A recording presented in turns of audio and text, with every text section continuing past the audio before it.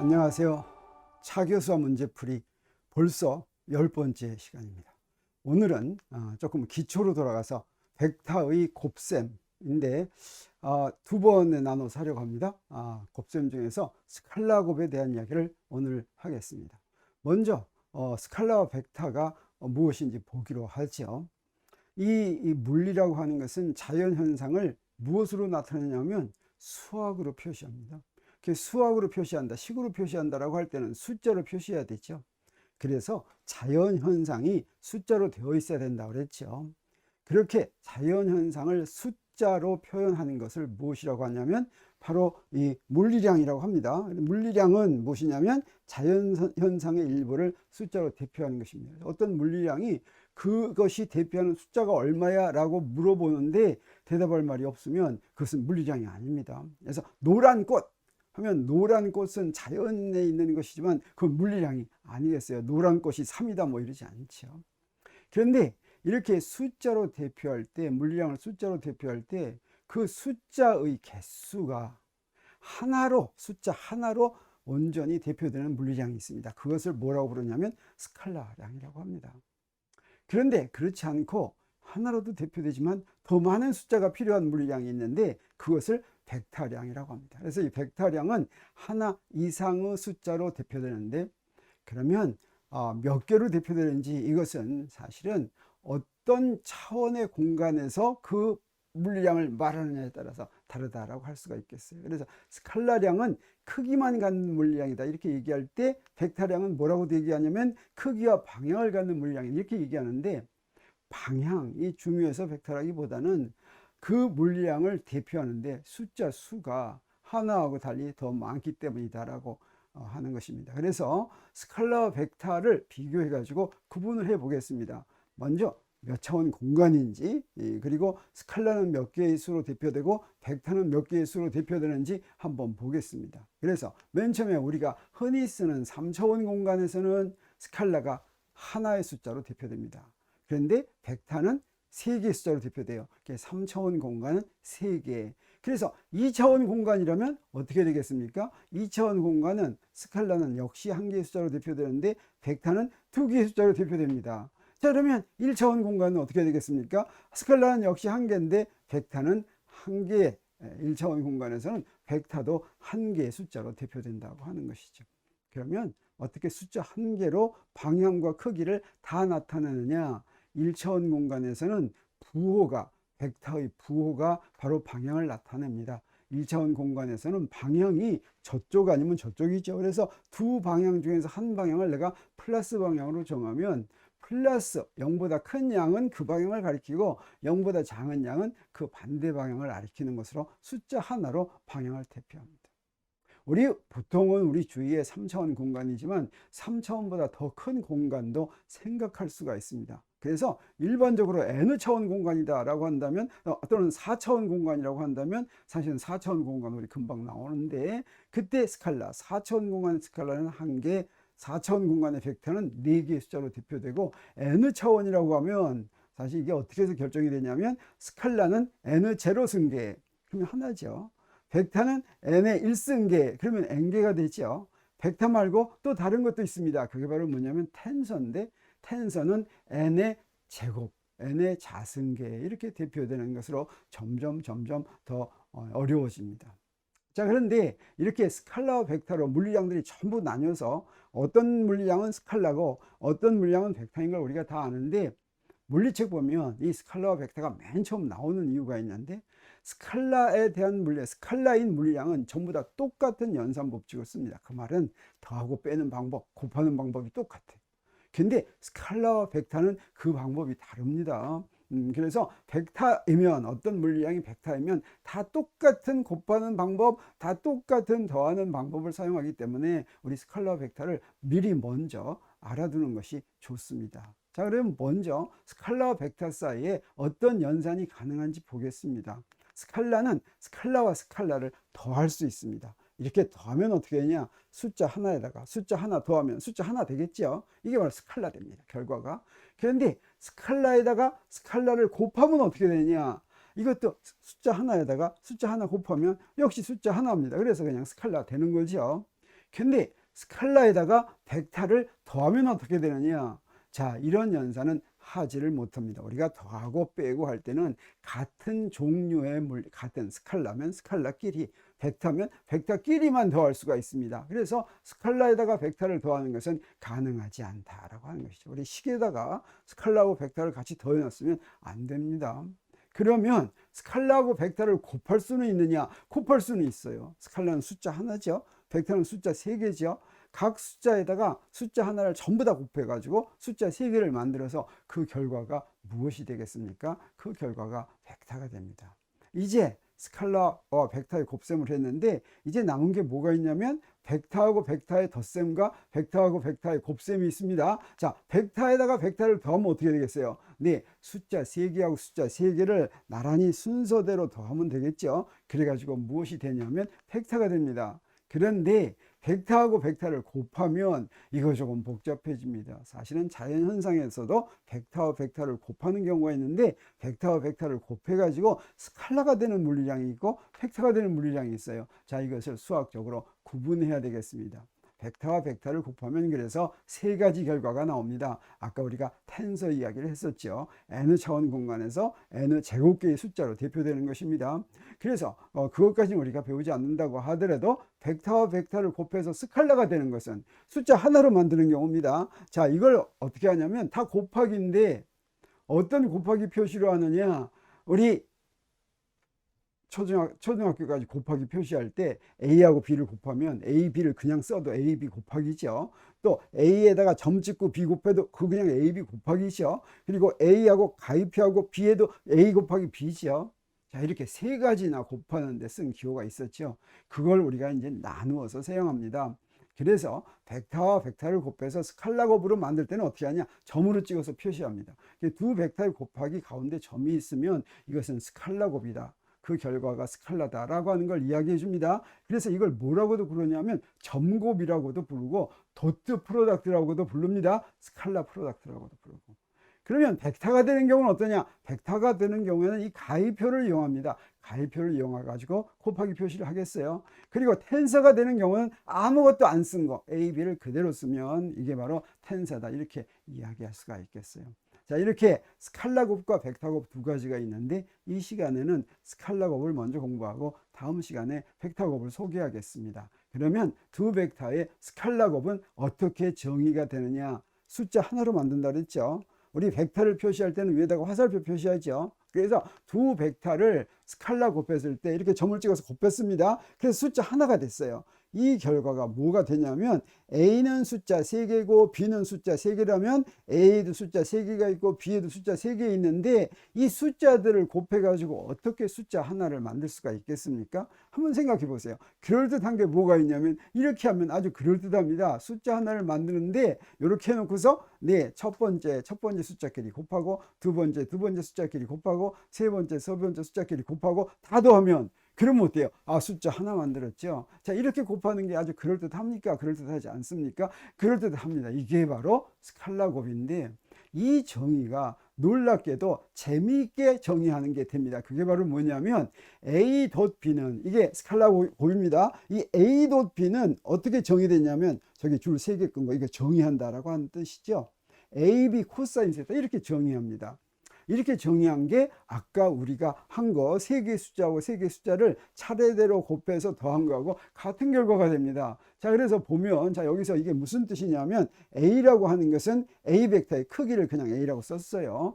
B라고 하는 것은 B 벡터의 크기를 쓰고 A하고 B가 벡터 2개가 있으면 그 사이각이 있겠죠. 그 사이각을 세타라고 한다면 A.B는 A와 B의 스칼라 곱은 AB 코사인 세타로 정의됩니다. 여기 그림으로 그린다면 여기가 이게 A라는 벡터고 이게 B라는 벡터다. 그리고 사이각이 세타다라고 하면 자, 크기가 요 화살표의 길이라고 한다면 바로 요 길이가 뭐가 될 거냐면 B 코사인 세타가 되겠어요. 그래서 이 B 코사인 세타와 A의 크기를 곱한 것이 바로 스칼라곱인데 이 스칼라곱은 어떻습니까? A, B의 순서를 바꿔도 똑같겠죠. 그래서 이거는 A.B는 우리 뭐라고 얘기하냐면 스칼라곱은 교환 법칙을 만족한다. 곱하는 순서를 바꿔도 성립한다라고 하는 것입니다.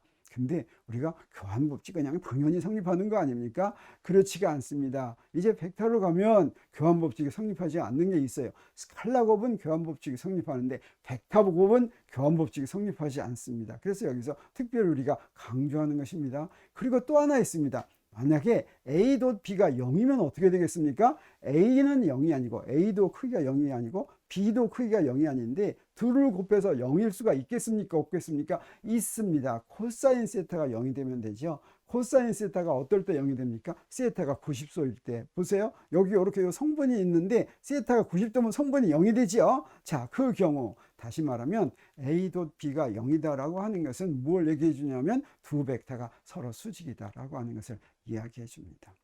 자, 그러면 이것을 자 AB 코사인 세타 이렇게 정의되는 스칼라 곱을 조금 더 해석적으로 아주 절도 있게 할 수 있는 방법이 바로 뭐냐면 좌표기에서 표현하는 것입니다.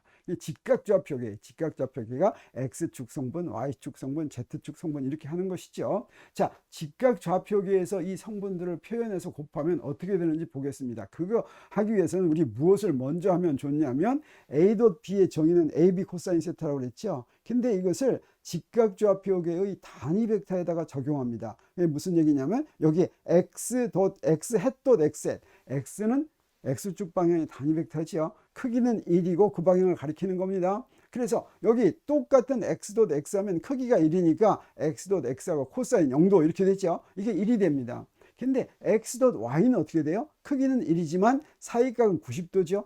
코사인 90도는 0이니까 그 두 개 곱한 건 0이 됩니다. 그래서 이런 직각좌표계의 단위 벡터들끼리 스칼라 곱을 전부 해보면 어떻게 되냐면 여기에 전부 몇 가지가 나오냐면 9가지가 나오는데 9가지 중에서 3가지의 경우는 똑같은 거 곱하면 1이 되죠. 근데 다른 거 곱하면 어떻게 됩니까? 다 0이죠. 이걸 우리가 이용할 수가 있습니다. 그래서 여기 A와 B를 이렇게 직각좌표계에서 대표를 했습니다. 직각좌표계의 성분으로. 그래가지고 두 개를 스칼라 곱했어요. 스칼라 곱하면 어떻게 됩니까? 이걸 전부 다 전개할 것 같으면 항이 9개 나오죠. 이 9개 중에서 여기에 X도 있고 X.Y도 있고 이렇죠. 근데 이런 거 중에서 몇 개만 0이 아닙니까? 3개만 0이 아니죠. 어떤 거 3개만 0이 아니겠어요? 바로 요거 3개만 0이 아닙니다. 그래서 A와 B의 스칼라 값 정의에는 두 가지가 있습니다. 이렇게 AB 코사인 세타가 있고 AX, BX 더하기 AY, BY 더하기 AZ, BZ가 있다. 이게 어때요? 우리가 3개의 숫자로 된 벡터와 3개의 숫자로 된 벡터를 곱해가지고 한 개의 숫자로 만들려면 어떻게 하는 게 이치에 맞을까? 어떻게 하는 게 논리적일까? 라고 생각한 거하고 똑같은 결과가 되지요. 자, 그러면 이 스칼라 곱은 우리가 어디에 이용할 수가 있냐면 벡터의 크기를 구하는 데 이용할 수가 있습니다. 다시 말하면 어떤 벡터가 있는데 자기 자신하고 스칼라 곱하면 어떻게 되냐? 자기 자신하고 스칼라 곱은 어떻게 됩니까? 우리 벡터 스칼라 곱의 정의가 A제곱 코사인 제로는 A제곱 이렇게 되죠. A가 뭐라고 그랬습니까? A가 바로 그 벡터의 크기라고 그랬죠. 그래서 그 벡터의 크기는 바로 스칼라 곱하면 자기 자신으로 하면 나오는데 그것을 우리가 성분으로 하면 어떻게 됩니까? 성분으로 하면 AX제곱 더하기 AY제곱 더하기 AZ제곱이 되지요. 그래서 스칼라 곱을 가지고 자기 자신의 크기를 구할 수가 있습니다. 어떻게 하면 돼요? A는 A.A 해가지고 스퀘어 루트를 취하면 되는데 그게 바로 뭡니까? 각 성분을 제곱해서 더한 다음에 제곱근을 구하는 것이죠. 이게 바로 이제 피타고라스 정리를 이용한 것입니다. 그리고 스칼라 곱은 또 아까도 얘기했지만 어디에 잘 적용이 되냐면 두 벡터가 직교하는지 아닌지를 확인하는데 적용이 됩니다. 그래서 직교하는 두 벡터의 스칼라 곱은 항상 어때야 된다 그랬어요? 직교하기 때문에 사이각이 90도죠. 그럼 어때요? 0이죠. 이 얘기는 무슨 얘기입니까? A.B가 AX, BX 더하기 AY, BY 더하기 AZ, BZ가 이게 0하고 같으면 그러면 두 벡터가 직교한다라고 하는 것이고 이 직교 여부를 스칼라 곱으로 판단할 수가 있다라고 하는 것입니다. 그래서 A.B가 0이면 직교하는구나 하는 걸 알 수가 있죠. 자, 이걸 이용하면 우리 물리에서 많은 것에 적용할 수가 있습니다. 우리 간단히 문제 몇 개 풀어보겠습니다. 먼저 자, 이런 문제. A와 B라는 두 벡터가 있는데 X hat 더하기 Y hat이 A고 Y hat 빼기 Z hat이 B라고 하면 둘 사이의 사이각을 구하라. 이건 어떻게 구하면 되겠습니까? 아까 얘기했죠. 벡터의 스칼라 값을 정의한 두 개의 정의 AB 코사인 세타는 AX, BX 요거가 같다는 거로부터 우리 코사인 세타를 바로 구할 수가 있죠. 그래서 A는 X 더하기 Y 해시니까 요것의 크기는 얼마입니까? 크기는 루트 2가 되겠어요. 자, B도 크기가 얼마입니까? B도 네, 요거 1제곱 더하기 1제곱이니까 루트 2가 되죠. 자, 그러면 A B는 AX, BX, AY, BY, AZ, BZ 해가지고 다 더하면 얼마가 나옵니까? 이거 나오면 딱 1이 나옵니다. 그래서 맨 처음 식에 코사인 세타로 구할 것 같으면 AB분의 A.B 할 것 같으면 AB는 뭐가 됐어요? 크기 두 개 곱하니까 2가 되죠. 그 다음에 이거 1이니까 2분의 1. 코사인 세타가 2분의 1이다 라고 하는 것입니다. 그러면 세타 몇 도입니까? 2분의 1 하려면 세타가 60도가 되는 거 금방 머릿속에 들어옵니까? 안 들어옵니까? 들어와야 되겠죠.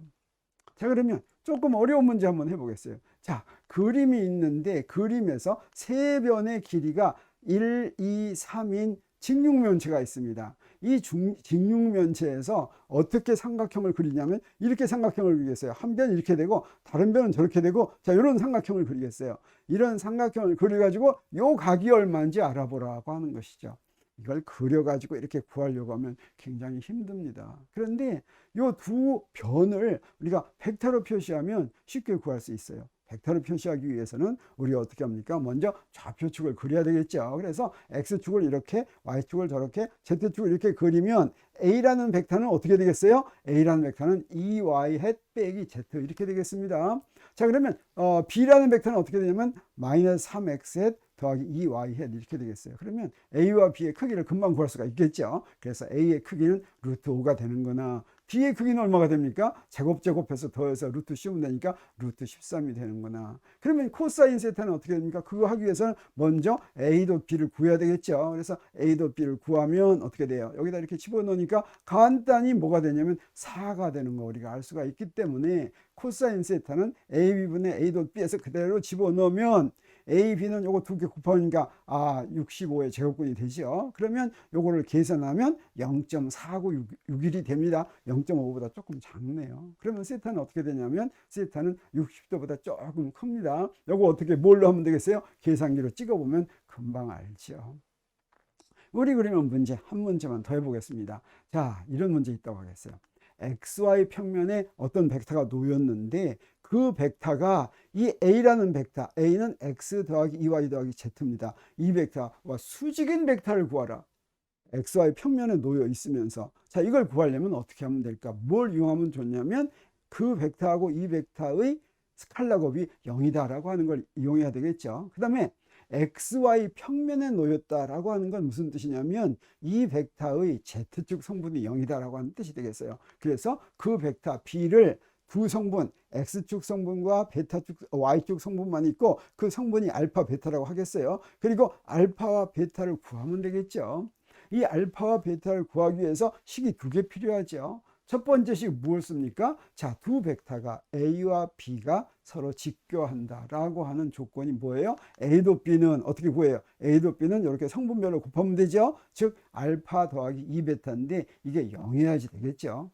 또 하나 단위 벡터를 구하라고 그랬죠. 크기가 1인 벡터를 구하라고 그랬으니까 단위 벡터는 어때요? 그 크기의 제곱을 할 것 같으면 알파 제곱 더하기 베타 제곱은 1인데, 자, 요 조건, 이 두 조건을 만족해 가지고 여기서 알파 베타 구해야 되겠죠. 쉽네요. 뭐 위에서 알파를 구해 가지고 여기다 집어넣으면 베타가 나오겠네요. 그래서 여기다 집어넣었어요. 자, 여기다가 알파짜리에다가 마이너스 2베타를 집어넣어 가지고 계산을 했더니 어떻게 돼요? 5베타 제곱은 1이니까 여기서부터 베타는 루트 5분의 1 이렇게 나왔습니다. 베타가 플러스 마이너스 루트 5분의 1 두 개가 나오지만 둘 중에 하나만 하면 됩니다. 직교는 위로 가나 아래로 가나 다 직교죠. 마이너스 곱해도 역시 직교입니다. 그래서 그 베타를 여기다가 대입했더니 뭐가 되냐면 알파는 마이너스 루트 5분의 2 이렇게 됐어요. 그래서 이거 집어넣을 것 같으면, 자, 여기다 집어넣을 것 같으면 직교하는 벡터는 이렇게 구할 수가 있겠죠. 그래서 우리 두 벡터의 스칼라 곱의 정의 두 가지, 한 가지가 뭐였어요? 크기와 방향으로 정의한 거였습니다. 그게 뭐예요? A.B는 AB 코사인 세타. 요거 항상 알고 있어야 되겠습니다. 그리고 또 하나는 뭐였어요? 직각좌표계의 성분으로 정의한 거였죠. 그건 뭐예요? A.B인데 AX, BX 더하기 AY, BY 더하기 AZ, BZ다라고 하는 것이죠. 그래서 두 벡터의 스칼라 곱은 요거 두 개만 알면 문제가 다 해결되는 거 우리가 봤죠. 자, 그래서 벡터의 곱셈 첫 번째 시간 스칼라 곱은 이것으로 마치겠습니다. 우리 다음 시간에는 벡터 곱에 대해서 이야기하겠습니다.